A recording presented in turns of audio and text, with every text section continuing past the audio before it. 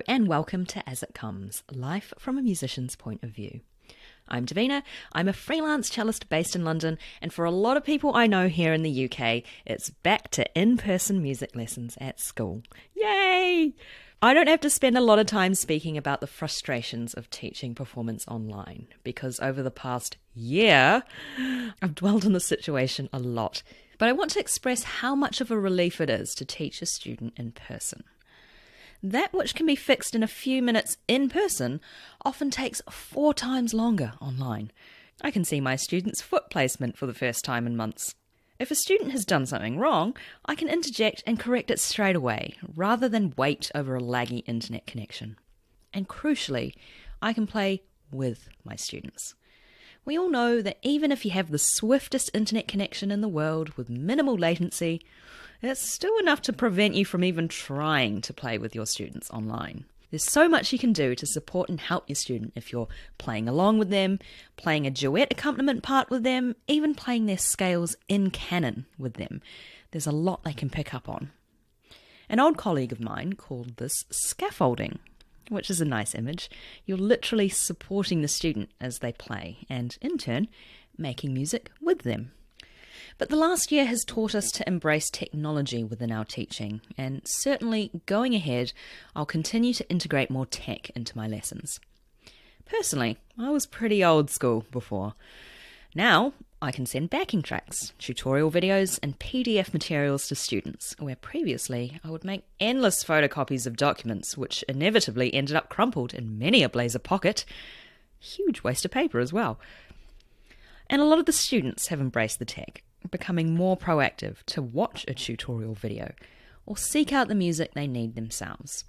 Last week, this all came together in a positive culmination while I was teaching a beginner student in person who's largely had only online lessons. We played a simple duet together, and afterwards she said, "Oh, miss, that was really nice.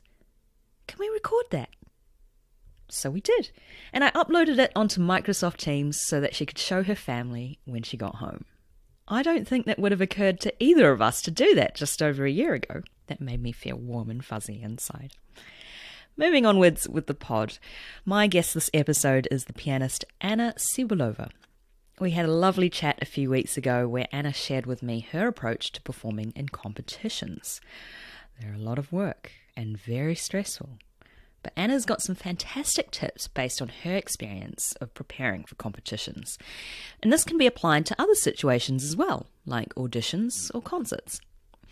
Anna was the winner of the 2015 Leeds International Piano Competition, where she played Brahms' Piano Concerto No. 2, a piece very close to her heart, which she was lucky enough to record shortly before the pandemic kicked off last year. Here's my chat with Anna.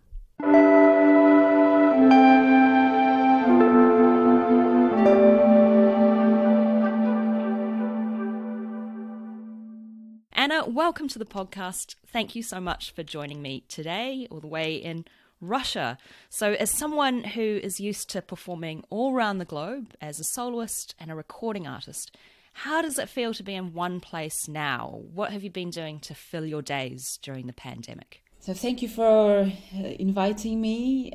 For me, it's a great pleasure to share my experience with you. Yes, I miss traveling very much, and I travel by my music, with my soul, when I practice, when I play music of composers of different countries and different centuries as well. So this is my traveling at the moment. Actually, it's been like that all the time before, but with physically we could travel, and it was amazing, and I hope it will come again one day. Yeah, fingers crossed. Where were you supposed to be at this time of year? Did you have anything booked for this time?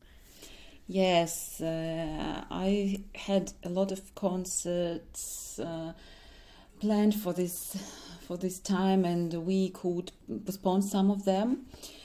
That what is really good, and I hope it will take place. Of course, some of them were lost, but I hope we will find the possibility to get in touch with music societies again. And yeah, because for them it's also a difficult time to maintain, to stay alive during this crazy period. And, you know, because you don't have these concerts at the moment, what are you doing during these long days of not performing? Yes, well, everything what happened for the last time was really important for me. And in 2019, I became a mother. Oh, congratulations. Thank you, yes. And actually, we started postponing my concerts from that time when I was pregnant to the time after the birth. And that was not easy. It was difficult, really, to combine these parts of my life, such important parts. I didn't sleep at night. I still don't sleep, actually. But, you know, a baby, it's a different life immediately. And yeah, I worked really hard to have all my concerts after the birth. But then suddenly that pandemic came. That was a total shock for me. But I stayed at home. I looked at my piano, I looked at my baby, I looked at my family. I understood and maybe I accepted that reality and was grateful that I have this moment in my life to stay closer to my baby. She's needed, mum, of course. I suppose you must feel really grateful to have this time to spend with your baby, because yes. Imagine what it would have been like before the pandemic or in normal times, and you would have been running around the place. Yes. Because I know a lot of people have struggled with that, you know, maintaining their career, and then there's that push and pull between parenthood and performing, and then guilt can sometimes kick in. So in a way, it's sort of a silver lining, I imagine. Yes. Of course, I cannot imagine now what I would do if there would not be a pandemic in the world. Probably I would take her everywhere with me. Maybe it would be also exhausting, and I cannot imagine. But I love my life, you know, and all this experience is absolutely priceless anyway. I'm grateful for everything. So it sounds differently, right? It sounds differently like before. You have everything you need right now. Yeah. You know? I think that was the initial shock for everyone, for all performers, when all the engagements got cancelled. Yes. But being able to take a step back sometimes and look, I have my health, I have my friends, I have my family. Yes. And if you have those, then you're doing okay, I think. Yes. So and we start to be more attentive to the very important things, to your soul, to your mood, to your health, as you said. This moment is for the whole planet. Just maybe we need to think more about ourselves and just to stop for some time and think deeply. Yeah. You know what? I don't know what it's going to be like if we ever do go back to normal, because I feel like my capacity for work has gone down. Mm-hmm. So if we ever go back to that constant motion of, you know, performances all the time, it's going to take a bit of getting used to, I think. It's the rhythm of the life is now different, right? Yeah, completely different. So I wanted to ask you about your musical journey, because I did a little bit of reading about you and read that you're from a very small town of only 500 inhabitants. Yes. So tell me, what was it like growing up in a small town, learning the piano, and then how did you go from there to... You know, one of the most notable achievements in your life is winning the Leeds International Piano Competition in 2015.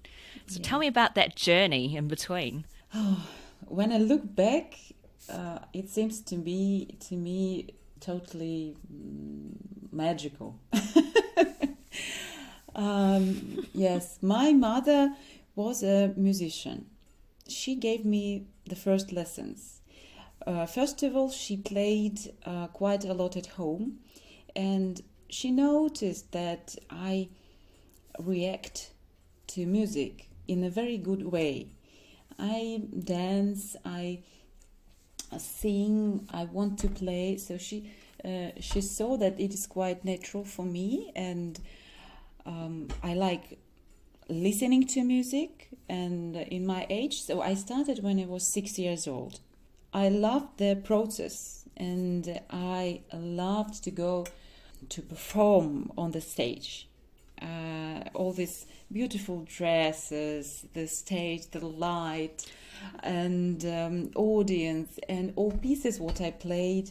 I was really in it during this amazing process of performing. Of course, we had a difficult period when I was lazy and I wanted to go out to play with my friends outside, and my mom was quite strict just to put me in front of the piano to play some exercises and all this. But it was not for long, maybe half a year or so, when I was 7. My father, he is an astrophysicist, a radiophysicist. In our small place in the south of Russia, the Caucasus, we have the biggest radio telescope in the world. Wow. Diameter of this telescope is 600 meters. So my father gave me inspiration. We talk a lot about the universe, about the planet, about stars, and I found that music is actually unites all these, unites our life, our soul with the space. Somehow I found that space, that I can be there. And sometimes I wanted to be an astronaut to go to the space and to look at our beautiful universe. I love that. I think there is a quote, and I can't remember it exactly, but they say that music is a way to decorate time. Yeah. And yeah, that kind of ties in with what you were talking about, how it all unites everything. Yes, exactly.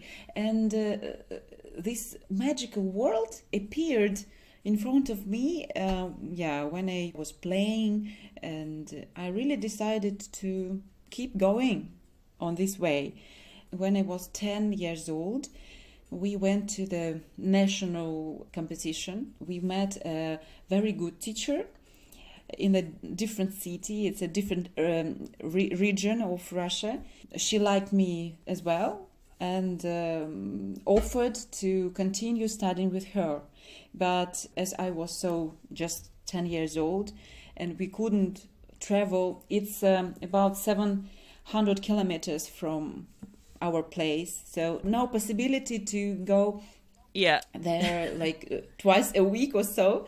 And my parents made a really brave decision, and my teacher also, she offered me to stay with her at her house, at her place. Wow. And I stayed with her for 3 years. It was one big lesson for me. A lesson in life, a live-in piano teacher. Absolutely, yes. And so she started not only teach me how to play, but how to live. So educated me. It was tough. It was very difficult. I missed my home. I missed my mom. I missed my dad, and wanted sometimes to go back. But I understood that this is my beautiful, sometimes hard way, but it's mine and I love it and I want to keep going. My mom once asked me, Anna, would you like to maybe to stop everything and go home? I was 10 years old. I said that no, "Mommy, it is too late to go home now." So you'd set your mission very early on at 10 years old and decided this is what I want to do. I imagine your mum must have missed you so much. How would you feel if your daughter now decided to go off 700 kilometers away? Oh, now when I see my daughter, my view of the world has changed so much, of course.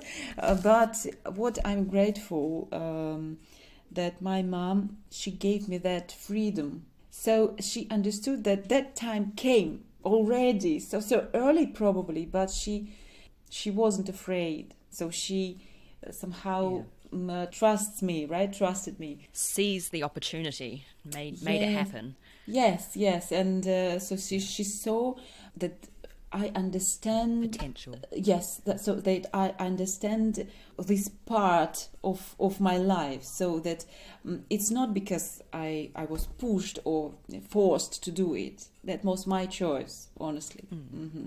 Yes, and then after these 3 years, I entered the Central Music School in Moscow. After Moscow Conservatory, my professor advised me to go to Switzerland, to Basel. And I entered the Basel Music Academy. And after 1 year of studying there, I decided to take part in the Leeds competition. It's a long journey. Yeah. And as we know, I mean, no spoilers here, how well it went for you at the Leeds competition. Yeah. But competitions, they're really hard work, aren't they? Like, tell me, what was your preparation like building up to the competition?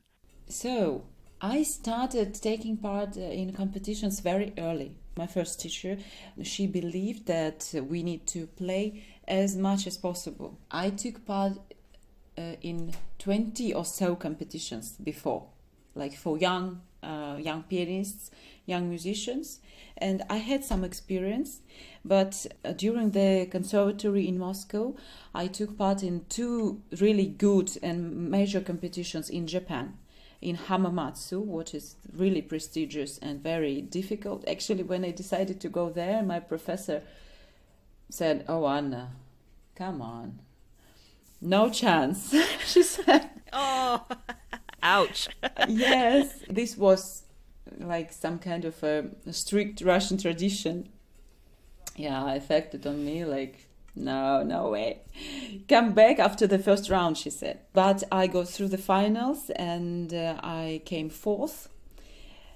But that experience was very important. So I saw how big competitions for adult musicians are organized. I found that I was very tired by the end, not only physically. So I've lost like 5 kilos during that competition. Mentally, I was really, not good to say I was empty, but almost. Yeah, like spent. Yes, exactly. So 4 rounds, and for the final performance, that was my last power. But when you play, I played Schumann concerto in Japan, and Schumann wouldn't be happy to know that I'm playing his concerto with the last power. That's stupid. I need to be fresh. I need to be inspired. I need to share all that beauty with people.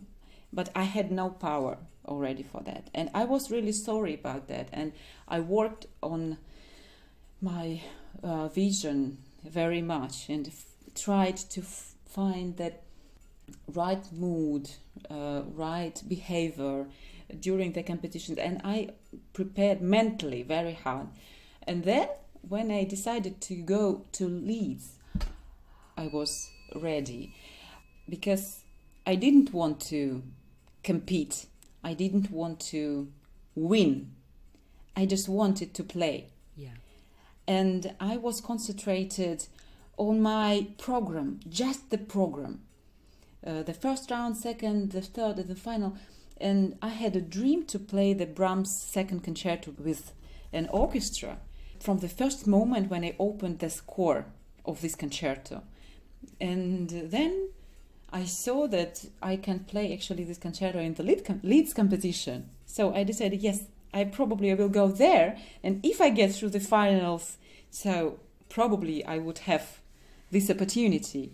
I can say that this approach was correct. That was right, because I wasn't tired by the finals. I was fresh, I was inspired.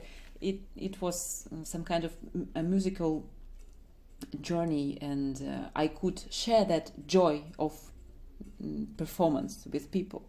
Because I guess in a way then you're focusing more on making music and you're enjoying the journey. Yes. I think people fall into the danger sometimes of really being goal oriented and thinking, I'm going to win that competition. Yes. But then they lose all the good stuff beforehand, don't they? It's a little bit like, I think of any long-term process, like whether it be learning an instrument or doing yoga or learning how to run a marathon. You have to want to enjoy the process, don't you? Absolutely. Because if you're just like going to wake up one day and think, I'm going to run a marathon, it's probably not going to go very well. Yes, exactly. And also this atmosphere of the competition, it didn't get me because I didn't care about that. I remember during the rounds, we all lived together, all competitors, and we had breakfast, dinners, and lunch together. Somebody already played, somebody's going to play now in a few hours, and people were really stressed. But I was playing computer games between. I was living my normal life. I was walking around. It's a beautiful place, Devonshire Hall in Leeds, and it has beautiful park garden just nearby, but it was a result of my big work before. And I didn't practice during the competition because, it's already late to practice on the competition. You just need to keep power. Yeah, I imagine that it gets to a point with big competitions like that, because you've done so much preparation beforehand, there comes a point where you can't do any more practice.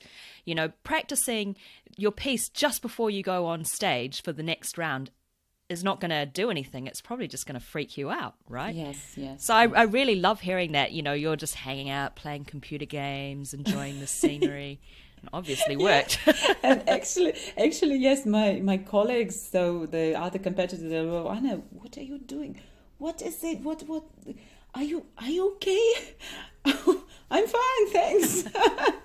It means that you can really focus then on the task at hand when you're on stage. Yeah. Because you're ready. You've built up that power, and then it's just go time. One important moment was before the third round, we had a free day, just nothing. We just had a day for, I don't know what, for practicing, for whatever you want. And we could choose the host family to spend this day in the house with a piano. And I came to the house now they are my best friends, Claire and John Fraser. I came to the house, I opened the piano, and I understood that I do not want to touch the keyboard. I just closed the piano, I went to the garden, I took a cup of tea with milk, and I spent that day a few hours, I think six hours or so we had. And I played no one note during that day. And then I came to Devonshire Hall.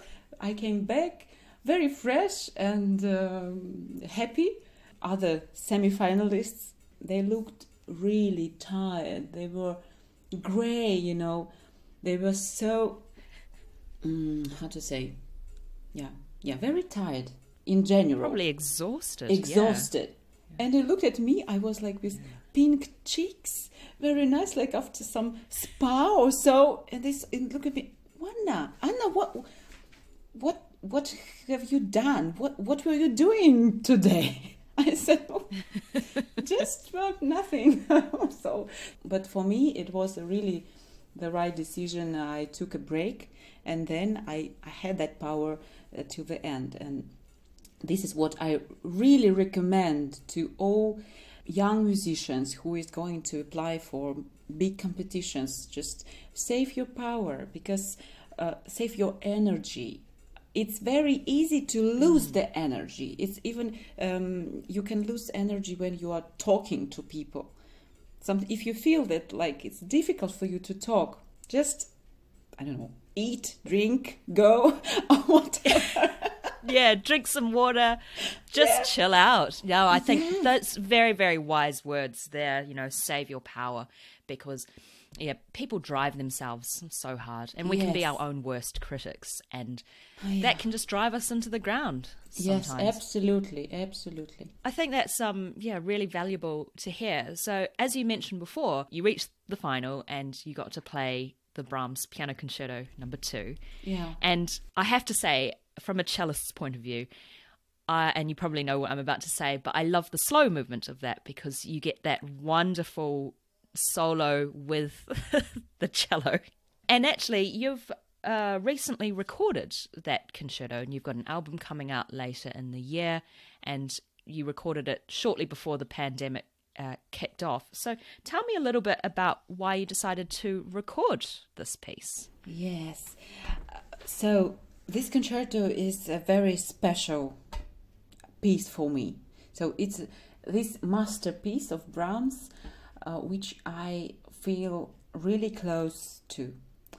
I've also wrote my master degree in Moscow Conservatory about this concerto. It was a big research, and I went really deep in this concerto. And I'm so grateful for Brahms for doing all this, because all these ideas of our lives, of nature, our universe, are in this concerto. Especially now, I understand how really amazing it all was. Since winning the Leeds with the Brahms Concerto No. 2, I've played that a few times with orchestras, but you know, the reality was that usually we don't have enough time to rehearse. Usually it's just one rehearsal and then you go. No time to really work attentively, because there's so many things to understand, to talk, to find, to unite between people, because orchestra in this concerto is more like a chamber orchestra, so everybody should be very close to each other and driven by one idea. Usually before concerts you don't have time for that kind of beautiful work, and I thought it would be so wonderful to have this opportunity to make the performance of this Brahms to really like I wanted it to be. Yeah, to really get in depth and rehearse. I mean, I know what it's like on the other side, sitting in the orchestra and as a cellist, and a lot of the time it's, okay, who's the soloist today? Oh, it's this person. And you see them for half of a 3-hour call of rehearsal. They get maybe an hour and a half. Yes. And that's it. And then you don't see them again until the concert. Yes. And you finish the concert thinking, I can't really remember how that went. Yes. So I imagine it must feel quite nice in the recording process to sit down and really collaborate with these musicians. Yes, because we need this collaboration.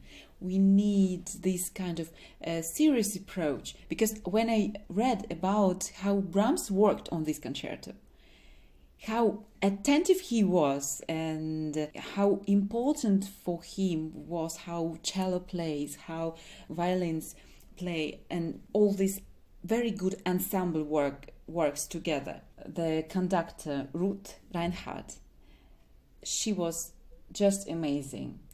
We start playing, just two of us, before the first session, and we immediately understood that we are on the same mood and the same idea, and we understood that we don't need to talk. We just played. We just shared our love to this music, and it was so easy, so pleasant to find all this beauty in every note. And we shared ideas, we combined our interpretations, and then we saw that the orchestra accepted that immediately as well. And it was just a happiness for 3 days in Berlin. We recorded this just before the pandemic happened. Yeah. Oh, you must feel so lucky that you got it done before Yes. March 2020, because Yes. that would be so hard now. And I think that's one thing that all musicians miss now, is that feeling of making music in the same room as someone else without having to use words, but using your music as your language to communicate with each other. Yes, absolutely. I think what I really like about that concerto is, as you mentioned before, it's a bit like chamber music, but it's also like a huge symphonic work as well. Yes, as well. It's almost like a symphony Yes. with a piano. Yeah. It makes sense to spend that time and to really get in depth with all the details, because there is a lot of detail there. Yes, yes. So I wanted to read all words which Brahms has put in this concerto, in the score. And actually, I even saw the manuscript and even his notes made by pencil by Brahms. And it was amazing, for me, so inspiring. And there is something really special about this music. Now, when I see what this music is about, yes, when pandemic happened and you found yourself in front of your life, just you and your life and you and the world, you start seeing the really important things. Like you ask yourself, Anna, what is important? So, and this music helps really to ask this to ourselves. So it's really about a life.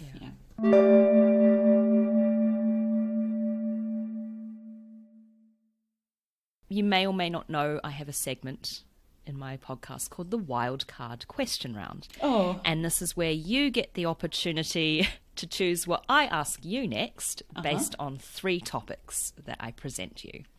Okay. So your choices are non-musical pursuits, travel, and alternate path.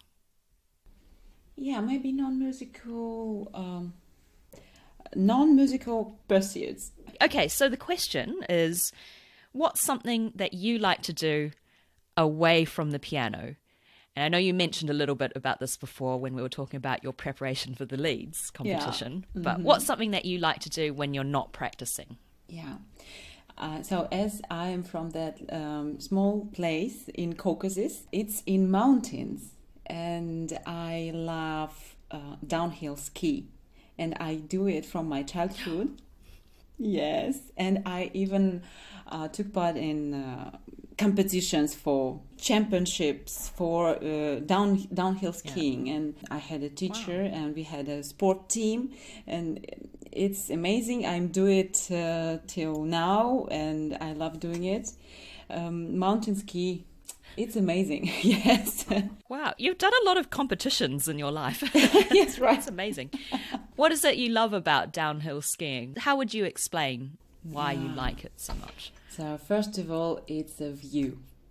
You admire the spectacular view of mountains in front of you. It's so beautiful. It's beautiful in any weather, and it's very inspiring for me when I see these trees and rocks and the sky and snow. Amazing. It's just beautiful to see, and also you feel that the speed, and you feel your body, you need to be quite strong for doing this, and I really love it. And I wait for my daughter to be a bit older, so probably next year I will start teaching her to ski. Yes. That's brilliant. Amazing. Yeah. It sort of ties in a bit with what you said earlier with your dad being an astrophysicist, Yes. and, enjoying all the things that make up this world, you know, in a really cosmic Yes, level. yes, absolutely. Yeah. Yes. I also love swimming. We were in a sport team of swimming in Moscow Conservatory with my husband. It's great for musicians to swim. Yeah, I was going to say that. It's good for like all of your muscles, like getting an all body workout, isn't it? Yes, absolutely. Of course, during the pandemic, you cannot go to the swimming pool, but now, for example, in Moscow, it's already opened, and so sometimes I go. But of course, I would be happy to go there more often, more regularly. But chance by chance. I'm excited for your daughter. She's got some really exciting non-musical pursuits coming up in her future, I think. Skiing, swimming. Yeah, but I mean, a sport in general, when it's beautiful and inspiring, it's good for your body, it's good for your health and soul as well. Anna, thank you so much for joining me on the podcast today and telling me about your approaches to competitions and things that you like to do outside of music and piano, and also talking about the Brahms Piano Concerto No. 2, which is just a fantastic piece if you've never heard it before. So where can listeners find out more about you and your work? I have an official page in Facebook. I'm working on my Instagram by myself, what I'm really proud of, because I'm a person who is very far from social media, but I'm working on myself, trying to do some content for this. It's not easy for me, but I'm trying. Yeah, social media takes up a lot more time than people realize, I think. Yes, absolutely. For me, before, I remember every post on Facebook was a stress for me. I remember like, oh my God, I need to write something. Just Anna, just concentrate. You have to write something.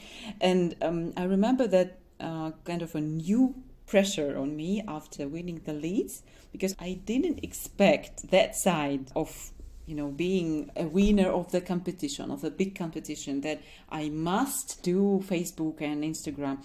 But yes, of course, this is a way of communication now with people. And later I understood that it's not so scary. I can do it. Anna, thank you very much for joining me today.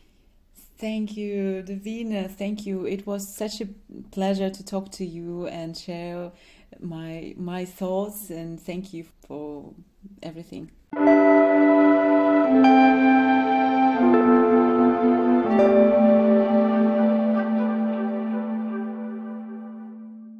That was the wonderful Anna Tsybuleva. As mentioned in the chat, the slow movement of Brahms's second piano concerto features a significant cello solo. In fact, the piano doesn't enter the movement for a couple of minutes. I'm sure many of my cello peers will be familiar with preparing that solo for auditions, but outside of the orchestral excerpt context, it's a beautiful solo, providing a serene and calm mood for the beginning of the movement. In fact, Brahms reworked that melody in his song Immer leiser wird mein Schlummer, or My Slumber Grows Ever More Peaceful. If you're looking for something to listen to, give the piano concerto a go. After finishing it, Brahms wrote to Clara Schumann saying, "I've written a tiny little concerto with a tiny wisp of a scherzo." Which I think is a bit of a joke. This piece is massive, weighing in at 4 movements instead of the usual 3. If you like Brahms's symphonies, who doesn't, try this concerto. It's got everything. Anna's recording is out in May, so keep an eye out for that and check out the show notes for a single that's available from that recording. That's it for today. Special thanks to Ros Nagy for my logo and Daniel Alms for my jingle. Huge thanks to Anna Tsybuleva for joining me for this episode, as well as Rebecca at Premier Classical for her assistance. And as always, thank you for listening. If you'd like to support the podcast, you can now donate and buy me a coffee on my coffee page. Link in the show notes. Get in touch at asitcomespodcast@gmail.com or on the website asitcomes.com, where you'll also find all previous episodes and transcripts of the podcast. You can also get in touch with me via Instagram and Facebook, where I highly recommend you give me a follow and a like at As It Comes Pod. Remember to rate, review and subscribe on Apple Podcasts or wherever you get your podcasts. Thank you to those who've already done so, and thanks for continuing to spread the word. Chat to you soon and take good care. Bye.